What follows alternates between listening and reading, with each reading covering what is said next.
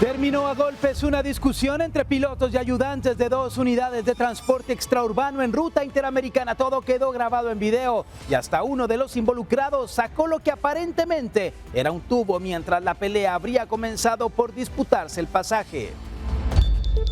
Continúa la carrera contra el tiempo en San Miguel Pochuta, donde una avioneta se estrelló en un área boscosa y el ejército aún intenta recuperar el cuerpo de una tercera víctima, además de intentar llegar hasta el brigadista que accidentalmente cayó durante el rescate sin que todavía se conozca su estado de salud.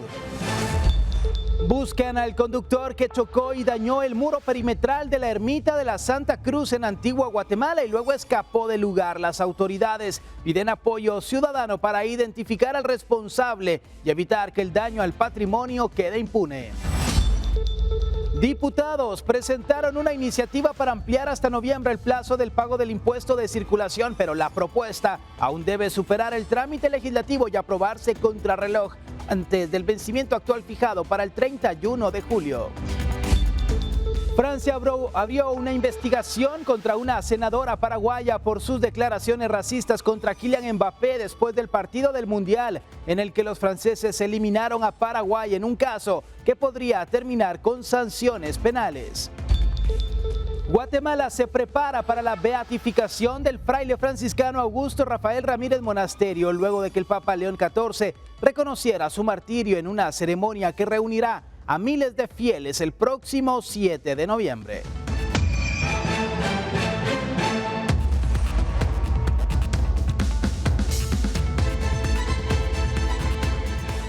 Hola, muy buenas noches, bienvenidos a Impacto Directo, un gusto estar con usted en este martes. Soy Alexis Ponce, todo el equipo está preparado para que platiquemos de las noticias. Doy la bienvenida a los panelistas. Hoy nos acompaña Roxana Sánchez, periodista, Luis Fernando Urbina, comunicador y publicista, Armando Mendoza, abogado penalista, y Germán Galindo, internacionalista.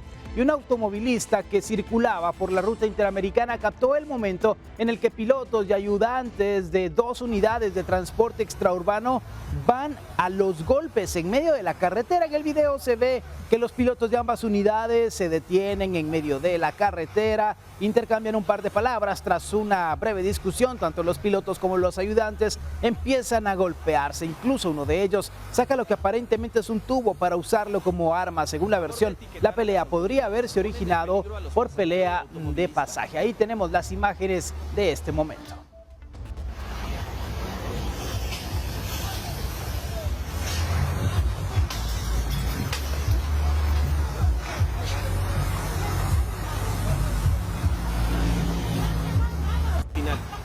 Si estos son los pilotos, estos son los ayudantes, los responsables de esas unidades del transporte como usuario, ¿qué podemos esperar, Roxana?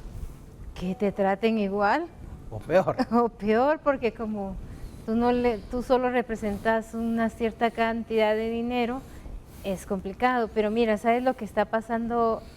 Este negocio del transporte en Guatemala es súper complicado y cada vez se va corrompiendo más. Ahora resulta, se está volviendo común, que los dueños de las unidades de transporte ya no contratan pilotos, sino ahora los pilotos, las unidades, le dicen, mire, yo le rento la unidad, usted me entrega esto y lo que usted saque.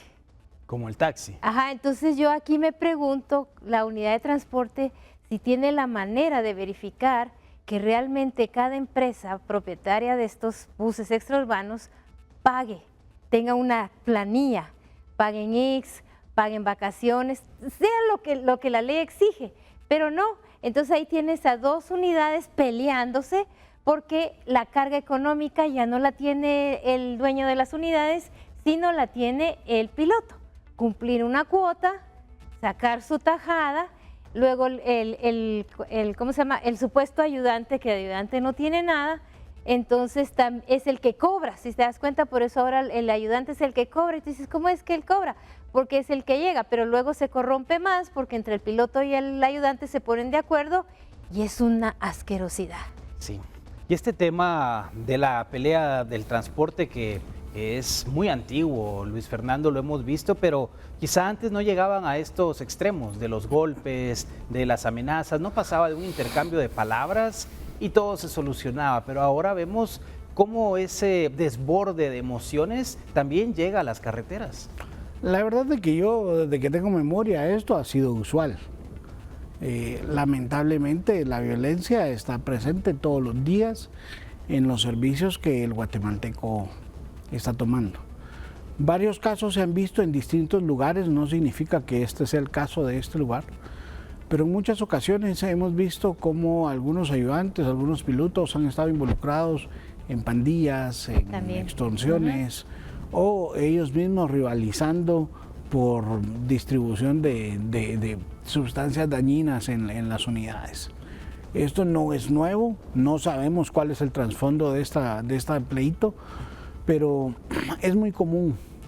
Lamentablemente es una situación común en Guatemala y lo que habría de hacer ahí creo que se puede visualizar la placa del autobús. La placa, la línea de transporte también. Se puede individualizar. Y esto es algo bien importante. Estamos hablando, está en Quetzaltenango, está en Salcajá. Entonces esta es una línea extraurbana, evidentemente. Entonces también las autoridades municipales pueden tomar acción con este tipo de cosas. Pero en realidad le compete a Gobernación por medio de la PNC el tratar de identificar. Y también la Dirección General de Transportes, aunque la DGT muchas veces, Armando, dice no tengo suficientes inspectores, no puedo actuar, la ley no me permite ir más allá, en fin, muchas excusas siempre. Sí, demasiada excusa y realmente el Ministerio de Comunicación a través de esta dirección es una de las direcciones que más presupuesto tiene porque cobran bastante fuerte las multas, porque sí las cobran y sobre todo también recordemos que todo empieza desde ahí, desde esa raíz, porque la ley de transporte colectivo es vieja la ley o es de muchos años, pero está y existe, está regulado de qué forma debe prestar el servicio. En este caso amerita no solo una multa, sino una sanción en cuanto a decir suspenderle temporalmente el servicio para ver si otra persona presta de mejor forma el servicio y así aprende de que nosotros los usuarios merecemos un respeto porque no están moviendo ganado. Incluso si el ganado lo transportan con delicadeza, porque sabemos que es el transporte más delicado. Y me refiero por la tasa de accidentes que se da por eso. Pero en este caso, recordemos que son seres humanos y hay niños visualizando eso y van a pensar que es normal. Y eso no es correcto. No es normal, definitivo. Y acá, Germán, recuerdo que hemos escuchado a los mismos transportistas decir que operan con pérdidas, que no es un negocio rentable, pero continúan y no se quieren hacer a un lado. A ver. Hay mucha gente. Este país tiene un porcentaje muy alto de analfabetismo, entonces considero que también es muy complicado para una persona que tenga a veces algunos perfiles de estas personas que incluso sepan sumar y restar. No van a poder administrar bien un vehículo ni manejar bien en las carreteras porque a veces no saben leer, no saben manejar, no saben sumar, restar. ¿Qué van a saber ellos si les salen o no las cuentas cuando no existe un tipo de educación financiera en general? Tampoco existe educación. Y yo creo que este tipo de peleas reflejan, más allá de lo que se ha dicho, que estoy de acuerdo, se refleja mucho también la impunidad. Ellos saben que pueden pelearse donde sea, como sea, cuando sea y a la hora que quieran, porque saben que no va a haber una autoridad que les caiga, independientemente de la autoridad que sea, que nos tiramos la chibolita aquí y para allá, qué sé yo, no hay nadie que vaya a detenerlos o que los vaya a castigar y por eso siguen peleándose. ¿Realmente quiénes mandan en las carreteras? El transporte pesado, porque uno se tiene que hacer a un lado porque le costó su carro y no quieren que se lo choque. Tenemos que hacer la pausa. Aquí en Impacto Directo, siga por Guatevisión, regresamos. Y el ejército continúa con los esfuerzos para recuperar el cuerpo de una tercera víctima del accidente aéreo registrado en San Miguel Pochuta, Chimaltenango. Además, también se intenta llegar hasta el brigadista que cayó durante el operativo y cuyo estado de salud aún es desconocido. El Ejército de Guatemala informó que la Brigada Humanitaria y de Rescate continúa con los trabajos para el rescate del cuerpo de la tercera víctima de la caída de la avioneta ocurrida en San Miguel Pochuta, Chimaltenango. De acuerdo a la entidad castrense, las unidades de búsqueda y rescate se encuentran en el área y están trabajando para llegar al tercer cuerpo. En relación al rescatista que cayó por accidente el pasado fin de semana cuando descendía al lugar donde fue encontrada la aeronave que se estrelló, el Ejército indicó que aún se desconoce su estado de salud debido a que no se ha podido llegar al lugar. Los rescatistas intentan acceder tanto por vía terrestre como aérea. Sin embargo, no se ha podido llegar al sector. La desaparición de la aeronave fue reportada el 3 de julio, por lo que las diferentes instituciones iniciaron las labores de búsqueda. Un día después, la avioneta tripulada por Jorge Samayoa Delgado y Javier Luengo Delgado fue ubicada en un área boscosa de San Miguel Pochuta. Tras la localización, se iniciaron las labores de extracción. Sin embargo, durante estas labores, un rescatista que descendía al lugar cayó al romperse la cuerda. El 5 de julio, las autoridades lograron la extracción de los 2 cuerpos y ese mismo día se informó que existía una tercera víctima, la cual no ha sido identificada, debido a que no se ha podido acceder al lugar donde se encuentra. Mientras tanto, las autoridades continúan en San Miguel Pochuta con el fin de lograr el rescate del brigadista, que a pesar de haber sido localizado, aún no se ha podido tener contacto con él. Para Impacto Directo, reportó Ángel Oliva.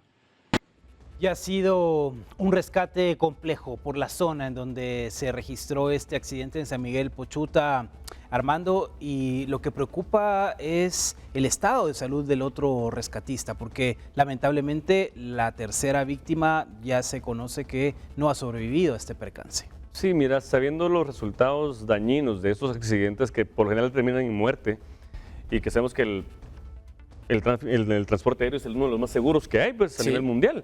Sin embargo, este tipo de accidentes sabemos que siempre la tasa de mortandad es de un 90%.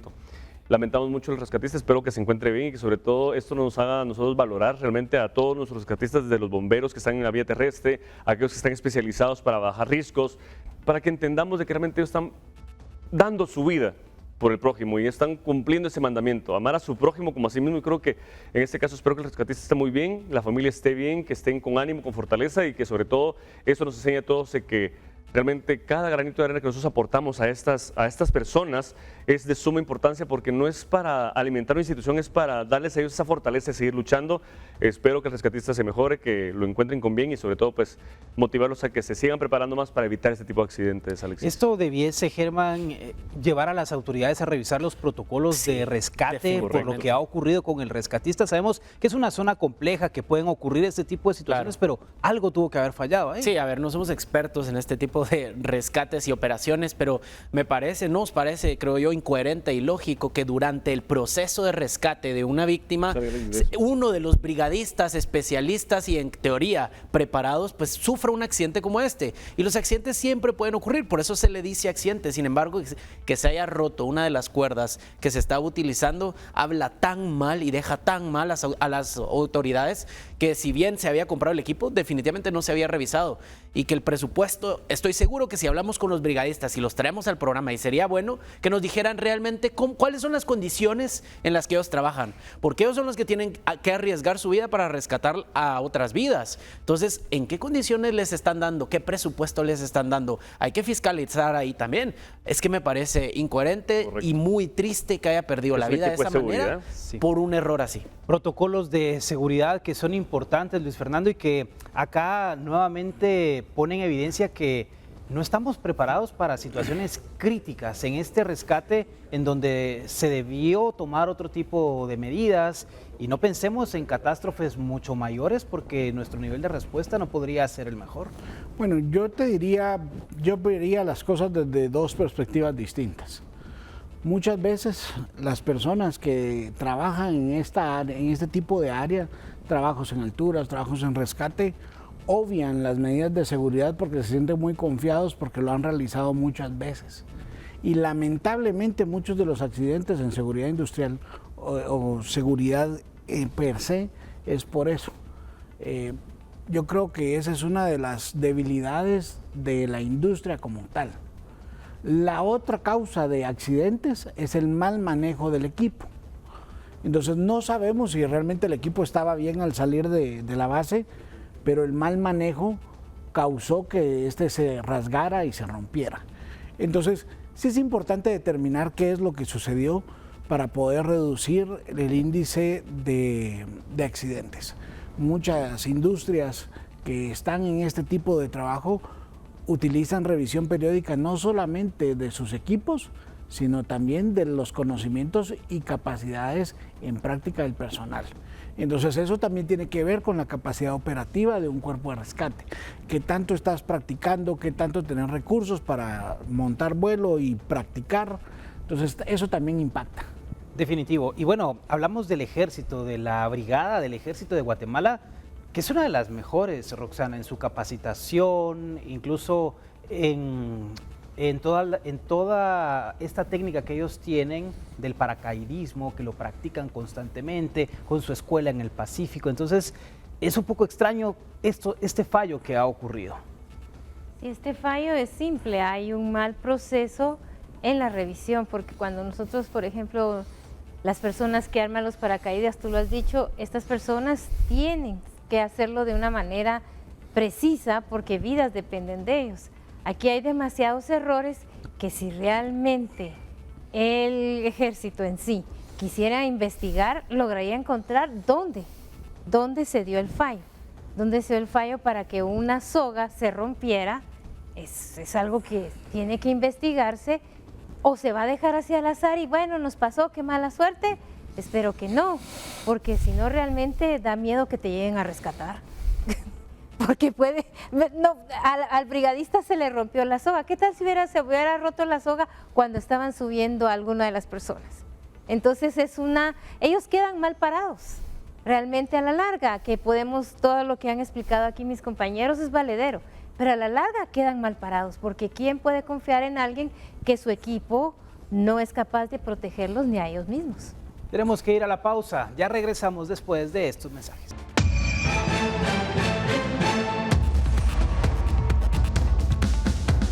En la antigua Guatemala se busca identificar al responsable de los daños ocasionados al muro perimetral de la ermita de la Santa Cruz, un choque que ha provocado daños a la estructura y los responsables huyendo del lugar. Eso es lo que se sabe hasta el momento. El Consejo Nacional para la Protección de la Antigua Guatemala se encuentra tratando de ubicar al o los responsables del choque contra el muro de la ermita de la Santa Cruz. Si bien esta es una obra que no pertenece a la misma época de la construcción de dicha iglesia, sí representa parte de la propiedad. Y ahora las autoridades aseguran que daños como estos y luego huir también representan un daño al patrimonio.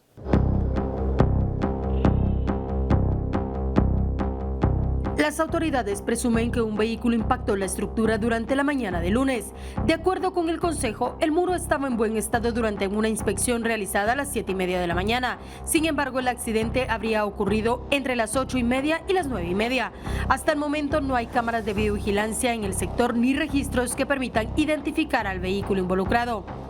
La arquitecta Elisa Ramírez del Departamento de Restauración del Consejo ha explicado que por la magnitud del impacto se presume que el responsable conducía a una velocidad considerable y añadió que podría tratarse de un camión. La institución hizo un llamado a la población para aportar cualquier información que ayude a localizar al responsable. Aseguró que los datos proporcionados serán manejados con confidencialidad. La ermita de la Santa Cruz está ubicada en la antigua Guatemala y es un templo de origen colonial cuya construcción se remonta al siglo XVII. Fue edificada para atender a la población del antiguo barrio de Santa Cruz y es reconocida por su fachada de estilo barroco, considerada una de las más representativas de la ciudad. Aunque sufrió daños por los terremotos de 1717, 1713 y 1942, ha sido restaurada en distintas etapas y forma parte del patrimonio histórico y cultural de la ciudad. El muro afectado corresponde a una construcción contemporánea de bloc pómez y concreto. No forma parte de la estructura histórica de la ermita. Sin embargo, el daño representa un gasto para la institución que deberá asumir los recursos propios de los costos de materiales y mano de obra para su reparación. Las autoridades destacaron que si el impacto hubiera afectado una estructura patrimonial, la restauración habría requerido técnicas especializadas y un proceso mucho más complejo. Finalmente, hacen un llamado a conducir con responsabilidad y responder por los daños ocasionados para contribuir a la protección del patrimonio cultural de Antigua Guatemala. Reportó Andrea Domínguez, Javier González y Jorge Palomo.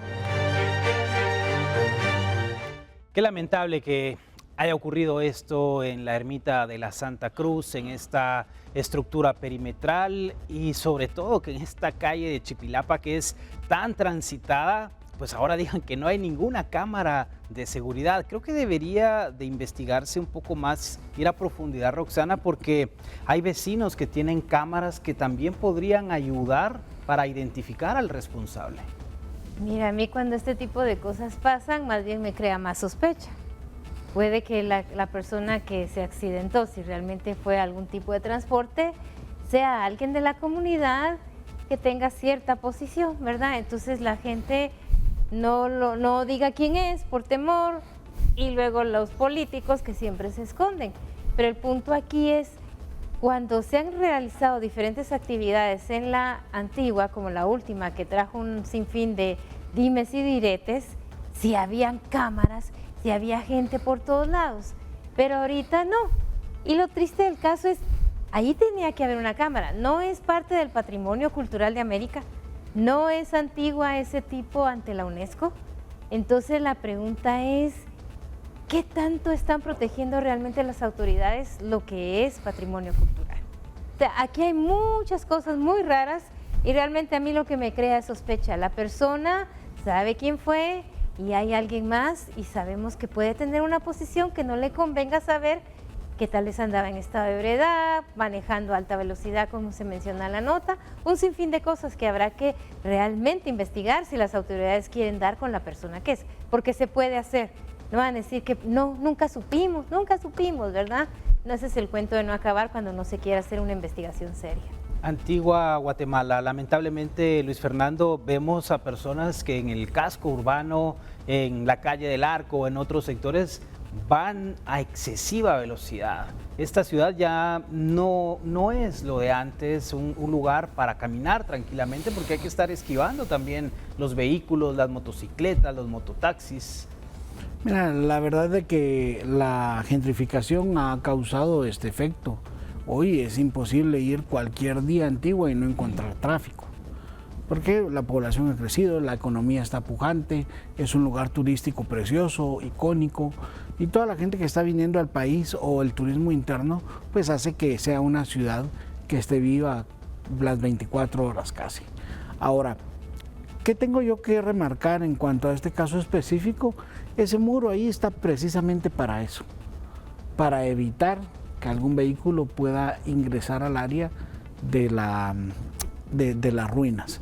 Entonces, si bien es penoso que tengamos este tipo de casos y que no se haya identificado al responsable, esta es la función de esa pared, evitar algo peor en cuanto a la estructura interior. Pero que un monumento como este no esté resguardado, sí, que un monumento como este no esté resguardado por un circuito de seguridad. Porque si pasó esto puede pasar más cosas. Pero la vergüenza es no saber quién es y no poder dar con esa persona. Eso es lo que estoy diciendo. Ajá, es lo que está diciendo Luis. Y la baranda es para que no entren, pero igual se pueden entrar. Qué vergüenza. Pero hay otras ruinas también, y ese circuito de cámaras debería existir en todas. Mira, eso es mampostería, no es un muro de protección. Lo que yo sí veo es importante entender que la MUNI está fallando en algunos aspectos. Ay, Dios, sí, por un lado, recordemos que en el pleito que ellos tuvieron con los empresarios que habían donado el centro de monitoreo, ahora ya no está unido. Ahora cada entidad está trabajando por su parte. Entonces, ¿esto qué es lo que causa? Es muy probable que haya menos comunicación entre las autoridades y aquellos que han colaborado con las cámaras, quienes han aportado para brindar seguridad a la ciudad. Entonces, es importante entenderlo también, que en este caso particular falla el monitoreo de la municipalidad, pero también falla la actitud que ha tenido la alcaldía con los vecinos organizados que han estado aportando para mejorar la seguridad en el municipio. Pero si en la Antigua casi que todos los fines de semana se cuentan historias, Germán, de peleas, de situaciones que salen del orden y que va en contra de todo lo moral, ¿no? Sí, es que al final es lo que hemos hablado y entra en este aspecto también, que es la prevención. En Guatemala somos un país que reacciona y no previene. Y es porque como no les exigimos constantemente, o por lo menos tampoco responden constantemente las autoridades, ellos saben que ellos pueden desproveer a la población de un circuito de cámaras en todo este tipo de ruinas, porque dicen, no, las ruinas pues no es prioridad, no le vamos a dar importancia ahorita, no hay presupuesto, etcétera, etcétera, etcétera, y no se hace. Luego ocurre un accidente como este, que si bien Luis Fernando lo dice, a ver, la baranda también está para que nadie entre, pero el día que alguien entre y no hayan cámaras va a ser lo mismo. La vergüenza es no saber quién lo hizo. ¿Por qué? Porque no hay acciones de prevención. no existe en la mentalidad, la pobre mentalidad de las autoridades. Pero sí, han captado a personas teniendo sexo en las ruinas y es porque los videos los han compartido, claro, no es por la seguridad que se comparte, hay un tercero. Bueno, tenemos que ir a la pausa, regresamos aquí en Impacto Directo. Y en el Congreso de la República se ha presentado una iniciativa de ley para prorrogar el pago del impuesto sobre circulación de vehículos. Esta propuesta busca ampliar el plazo hasta el último día hábil de noviembre y ahora deberá cumplir su trámite legislativo. Los contribuyentes podrían contar con más tiempo para pagar el impuesto sobre circulación de vehículos. La bancada Todos presentó en el Congreso una iniciativa de ley que propone ampliar el plazo hasta el último día hábil de noviembre, en lugar del vencimiento programado para el 31 de julio. De acuerdo con la propuesta, la prórroga tendría carácter temporal y aplicaría únicamente para el presente ejercicio fiscal. Sus impulsores sostienen que la medida pretende dar un margen adicional a los propietarios de vehículos ante el contexto económico que atraviesa el país. La presentación de la iniciativa ocurre en medio de cuestionamientos por el estado de la red vial y tras el fin del subsidio a los combustibles, factores que han generado reacciones entre distintos sectores y que fueron utilizados como parte de la justificación de la propuesta. A partir del día viernes, las gasolineras están generando un alza injustificada, tal como se había previsto que no se hiciera en el artículo 8 del reglamento, y esto tomando en cuenta que el impuesto va dirigido al mantenimiento y en beneficio de la construcción de la red vial guatemalteca, y tomando en cuenta que el Ministerio de Comunicaciones hoy sí tiene una ejecución menor al 22% al día de hoy, no es viable que se ajuste o se apriete el bolsillo de los guatemaltecos para que en este caso se obligue al pago del impuesto dentro de los próximos días. El impuesto sobre circulación de vehículos es una obligación anual para los propietarios de automotores y su recaudación forma parte de los recursos destinados al Estado. Hasta el momento, el vencimiento continúa fijado para el 31 de julio, ya que la propuesta aún no ha sido discutida ni aprobada por el organismo legislativo. Como ocurre con cualquier iniciativa de ley, el proyecto deberá ser conocido por el Pleno del Congreso, remitido a la comisión correspondiente para su dictamen y posteriormente sometido a discusión y votación. Solo si obtiene el respaldo necesario, podrá modificarse el plazo vigente para el pago del impuesto. Con imágenes de Juan Diego González para Impacto Directo, Oscar Vázquez. Bueno, y comienza la discusión, unos a favor, otros en contra de lo que se ha discutido en el Congreso de la República. ¿Es una iniciativa populista, Armando? Sí. Definitivamente, a todas luces y con todo el letrero. Porque mira, pues, si no, mejor que hagan la iniciativa de ley para que ahora el pago sea el 31 de diciembre y que exoneren este año. No lo van a hacer, porque sabemos todos de que la cuesta de enero, como dijo Germán fuera del aire, en las fechas más difíciles de pago quieren hacer que se extienda. O que no se pague porque no hay carreteras. O que no se pague, entonces, exactamente. Entonces no puedes pedir algo si no estás dando algo. Pero también recordemos de que eso viene cada año, han hecho prórrogas de un mes, 15 días, pero realmente creo que como todo guatemalteco tenemos derechos y obligaciones y parte de la obligación es pagar nuestros impuestos, porque después dicen, SAT no recaudó lo necesario, lo suficiente y empiezan con las multas o hacerte cobros, ahora te están inhabilitando de poniendo omisos al día siguiente no pagar un impuesto, cosa que no se hacía antes, ahora te están haciendo omisos al día siguiente hábil del mes calendario y creo que también depende de esa falta de recaudación, pero también de estos populismos, porque están diciendo, ay, esos diputados están trabajando por nosotros, cuando realmente todos sabemos que cada año hacen exactamente lo mismo, pero mi consejo sano para el guatemalteco es, pague sus impuestos porque al César, lo que es del César. A ver, Germán, ¿cuándo es el último día para pagar el impuesto de circulación? 31 de julio. 31 de julio. Todavía está el vigente. Congreso de la República, y para nuestra audiencia, ahora mismo se encuentra en un receso parlamentario, el receso de medio año.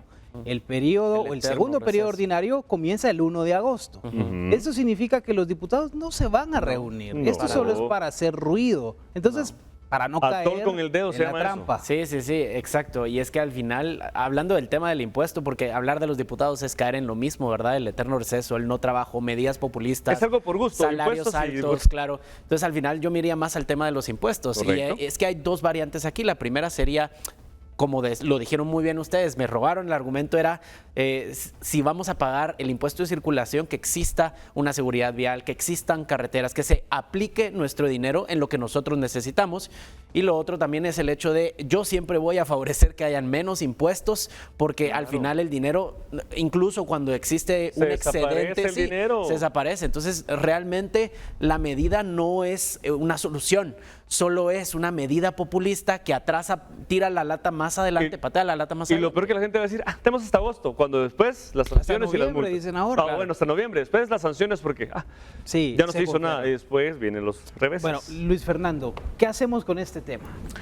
¿Qué hacemos con este tema? Porque aquí hablábamos de eliminar, se debe hacer una revisión del impuesto de circulación tomando en consideración lo que ha pasado a lo largo del tiempo, no por esta administración, sino esto es la de siempre, Bueno, con malas carreteras. Yo te voy a decir algo, ¿verdad? Yo era de los que se negaba a pagar este impuesto, pero hace 3 años lo vengo pagando en enero, de manera personal. ¿Qué es lo que sí podemos reprochar? Que no hay carreteras, no hay inversión para desarrollo y este impuesto debe ser para eso.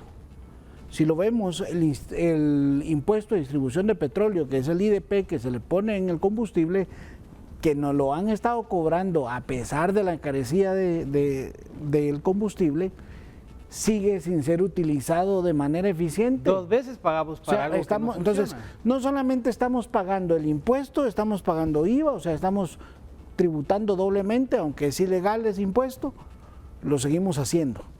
Y encima teníamos un subsidio de 2.000 millones, todavía quedaban 500 millones y el Ministerio de Energía y Minas, con sus palabras así completas, lo suspende. Y por eso amanecemos el 1 de julio con los precios de combustible alto.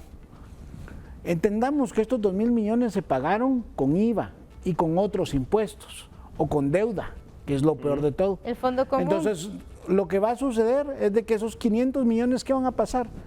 Se van a ir en el fondo común. ¿En qué se los van a gastar? Exacto. ¿Los van a usar en su campaña electoral el próximo año? ¿O ya lo están en los utilizando? convivios. Entonces, o para los convivios. Sí, hombre, los Entonces, trabajadores es del Congreso bien quieren una canasta de importante. 700 No, quetzal. esto es exactamente el Ministerio de Energía y Minas, no es el Congreso, porque es el Ministerio de Energía y Minas quien tiene a su cargo ese presupuesto. Entonces es el Ejecutivo, entiéndase, el gobierno con Arévalo. Entonces es importante entender también la línea de quién ejecuta el presupuesto, porque también así puedes pedir la responsabilidad.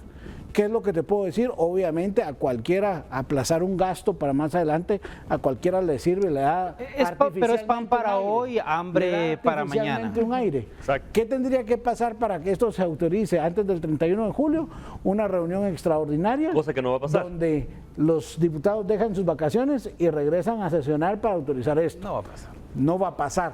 Ahora, ¿qué podemos exigir nosotros como guatemaltecos? Tenemos que pedirle, uno, que inviertan, porque no han invertido el presupuesto, se lo han estado gastando en sueldos de tiktokers, de más asesores, de sus amigos, pero no han estado produciendo ni han estado invirtiendo en Y beneficios al final sociales. todo eso nos golpea, Roxana. Muchas veces hemos hablado de, yo no tengo vehículo, yo no pago el impuesto de circulación, pero sí me afecta el estado de las carreteras porque no están en buenas condiciones. Si uso el transporte público llego más tarde, o los productos que llegan también a mi comunidad llegan con un precio mayor por los daños que se provocan a los vehículos. Bueno, y la vía pública no es solo donde transitan los carros, también son las aceras, ¿no? Usted quiere aceras Que no más existen. decentes. Gracias. Inexistente, sí. ¿Verdad? Quiere aceras decentes, quiere que realmente usted como peatón se sienta bien caminando en una calle donde usted no tenga que hacerse así porque hicieron una banquetita. Esquivando la publicidad, Sí, así como vemos ajá, ahí. hicieron una banquetita donde es imposible que 2 personas vayan caminando en una plática, no, tienen que ir como antes decían, va en fila india, porque es la única manera de pasar. Pero el punto aquí es también, enfóquense el partido todos. ¿Alguien sabe qué ha hecho en este periodo ese partido? Ganarse los 66. Deja eso. ¿Quiénes son los diputados? Ajá. ¿Sabes quiénes son los diputados? Sabemos quiénes Diría son los mi diputados. sobrina, ¿verdad? Los 66, eso no sí. han hecho nada, no han hecho nada más que embolsarse 66,000 pesos cada mes. Y desen cuenta hasta cuándo quieren que esta ley esté, hasta noviembre. Porque recuérdense, guatemaltecos, yo sé que no lo tenemos porque la ley fue cambiada, pero en junio del año entrante estamos en elecciones. Entonces ellos quieren lucir como los buena gente, los que se están preocupando por el bolsillo de los guatemaltecos. No, señor, se están preocupando porque usted vuelve a votar por ellos para que haga las cuentas cuántos se embolsan cada A ver, periodo. Roxana, producción me ha enviado lo que ha hecho este bloque todos A en ver, el ¿qué Congreso ha hecho? este ¿Qué año. ha hecho? Aquí está. Sí, enséñalo. Aquí está. Nada. Yo se los quiero mostrar a ustedes. Nada. Aquí está. Nada, señores. Miren. Sí, Absolutamente eso es lo que nada. ha hecho. Sí, ahí está. Entonces, Ahí está. ahora sale un señor Nada. que yo no sé si usted ahorita que lo vio con las declaraciones, ¿sabe el nombre de ese señor? Yo no. Y dice, ¿quién es? ¿Quién es? ¿Quién es? Nadie. A mí me gusta ver los datos. Y el otro día esta bancada tenía una citación a funcionarios del Ministerio de Desarrollo, donde tenían 150 millones de quetzales para inversión, de los cuales solo habían ejecutado el 2%. Mira, Y el resto de cumplir con presupuesto...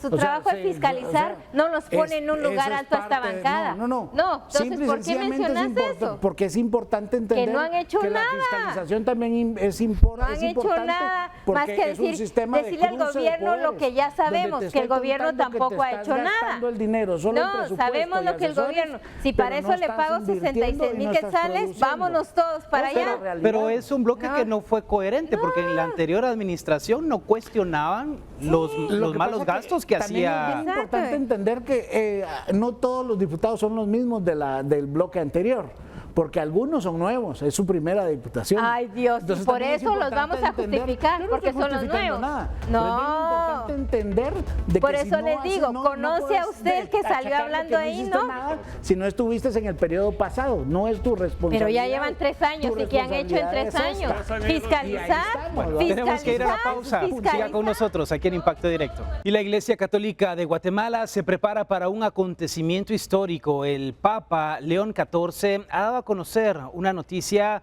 que ha llenado de júbilo a muchos de los feligreses, y es que próximamente se podría dar el reconocimiento de el fraile franciscano Augusto Rafael Ramírez Monasterio, luego de ser reconocido de que fue asesinado por odio a la fe en 1983.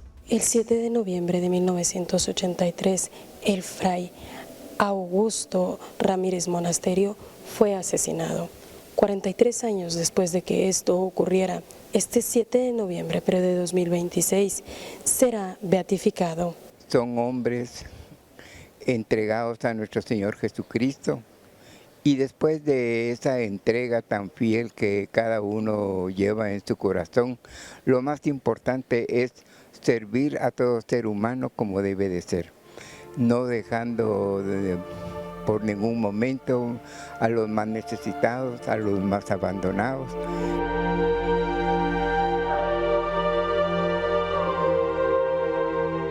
La Iglesia Católica en Guatemala vive un momento histórico, luego que el Vaticano confirmará que el fraile franciscano Augusto Rafael Ramírez Monasterio será beatificado luego de que el Papa León XIV reconociera su martirio al determinar que fue asesinado por odio a la fe en 1983. Habría dado su vida en defensa del secreto de confesión, a pesar de ser torturado, quemado con cigarro en distintas partes del cuerpo, pasar toda la noche colgado y amarrado con alambres despigados. No reveló los secretos que un campesino le habría dicho en secreto de confesión. Con este decreto, Fray Augusto se convierte en el primer fraile franciscano guatemalteco que será elevado a los altares por la vía del martirio, un reconocimiento reservado para quienes entregaron su vida por el Evangelio sin necesidad de la comprobación de un milagro. Es un gran ejemplo para los niños y ante todo para todo ser humano, porque no importando su religión ni color y todo. Entonces, es bueno que nos inculquen eso, ¿va? Como parte de los preparativos, este martes una delegación de la Iglesia Católica Guatemalteca viajó a Roma para sostener reuniones y concluir los trámites con las autoridades del Vaticano de cara a la ceremonia de beatificación. El religioso dedicó su ministerio al servicio de comunidades hasta el 7 de noviembre de 1983, cuando fue asesinado. Para la Iglesia, su muerte es el testimonio más profundo de su fe. El Vaticano ya envió la carta oficial para proceder con la ceremonia de beatificación que se celebrará el próximo 7 de noviembre en la finca Florencia. Se espera la asistencia entre 14,000 y 20,000 fieles, además de unos 300 sacerdotes, obispos, autoridades civiles y representantes del Vaticano, encabezados por el cardenal Marcelo Semeraro. Durante la celebración se presentará la imagen oficial del nuevo beato y será entronizado un relicario que resguarda una reliquia obtenida durante la exhumación de sus restos, como símbolo de la memoria y el legado que dejó a la iglesia. Más que una ceremonia, la beatificación representará para miles de católicos el reconocimiento de una vida entregada al servicio, la fe y el amor al prójimo. Reportó Andrea Domínguez, Jorge Palomo y Javier González. De esta manera llegamos al final de Impacto Directo. Muchísimas gracias por su sintonía. La mejor de la noche. Nos vemos mañana a 19 horas aquí por Guatevisión.